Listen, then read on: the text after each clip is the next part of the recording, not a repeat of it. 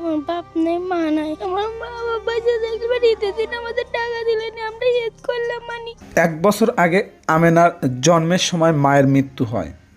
3 মাস আগে বাবারও মৃত্যু হয়।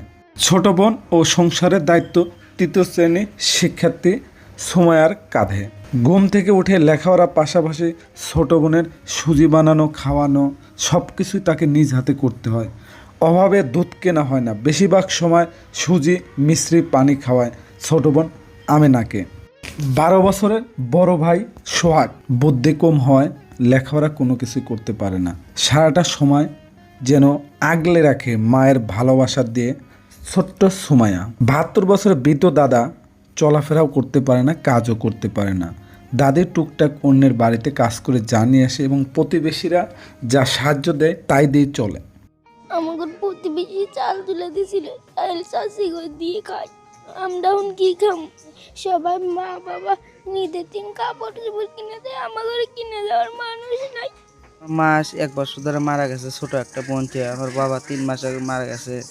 এই ঈদ গেল আমার ঘরে সেরা কাপড় চোপড় পরে দোকানে সদাই দেয়, আমার ঘরে খাইতে মন চাইলে খাইতে পারি না। আমরা কি খাই উপরে আল্লাহ জানে। পাড়ার প্রতিবেশী যেটা চাল দিছিল তাই খাইলাম দাদাদের মধ্যে। তারাও বৃদ্ধ মানুষ, কামা কাজে করতে পারে না। আমি ছোট মানুষ, কি কাম করব? আমরা খাইতে পারি না, ভালো কিছু পড়তে পারি না। এই ছল ধর্মীবের নথি ডেলিভারি হলি পারি বউ মারা গেল। মারা গেলি আমার বেটা আমিনুর এই ছল লালন পালন হতে হতে বাবা এই টোক করলে 3 মাস হলে বাবা মরে গেল।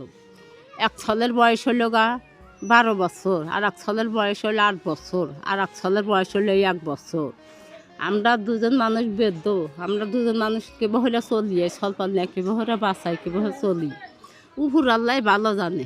বাবে চলতেছি, আপনারা দয়া হইলে দুলাল্লাহ সাহায্য হইলে না নীতিন করে বিলে, তাহলে আপনাদের প্রতি দোয়া হইলে মানি। আগের দেহার মতন কেউ নাই। চাচা একটু মারা গেছে দাদা দাদি তো কামাই করবার পারে না। আর এও কি দিব হ্যাঁ দেওয়া না। এক বড় ছল হলো পাগলা, 2 ছল আছে হলো এহারে ছোট ছোট অসহায়।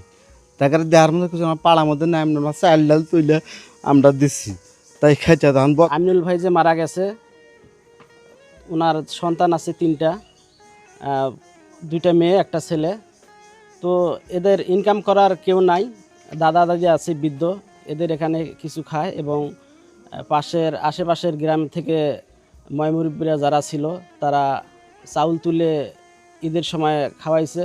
সিরাজগঞ্জ সদর উপজেলা রতনকান্দি ইউনিয়নে একডালা গ্রামে সুমাইয়া আমেনাদের বসবাস।